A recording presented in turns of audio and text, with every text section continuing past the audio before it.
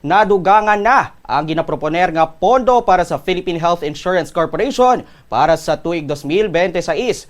Ini matapos maapurbahan sa Bicameral Conference Committee ang 16.5 billion pesos nga adjustment sa budget sini. Ginkumpirmar ini ni Senate on Finance Chairman Senator Sherwin Gatchalian. Sunod sa senador, ang among adjustment ang magapuno sang kakulangan sang earmark revenue sang PhilHealth halin sa sin taxes.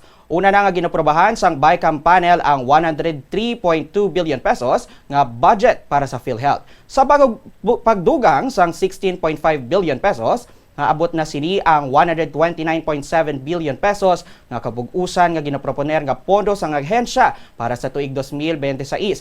Ginpahayag ba ni Gatchalian nga ang ginhalinan sang dugang nga pondo ang generated savings halin sa updated revised construction materials price data factor sang Department of Public Works and Highways.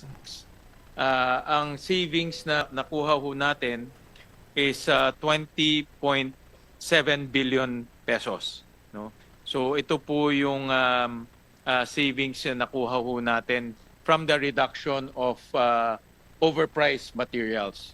At ang kagandahan ho dito, ang proposal po ng ating mga senador, lalo na si Senator Loren, si Senator Pia Cayetano, Senator Risa, ang proposal ho nila, ilagay ho natin sa PhilHealth. No? Dahil ang national government ay hindi ho nagre-remit ho ng tama sa PhilHealth. Dapat po ang remittance ng PhilHealth for 2026 is 69 million pesos, 69.7 billion pesos. Ang na-remit lang ho o i-remit o ibibigay lang ho natin through the GAA is 53.2 billion pesos.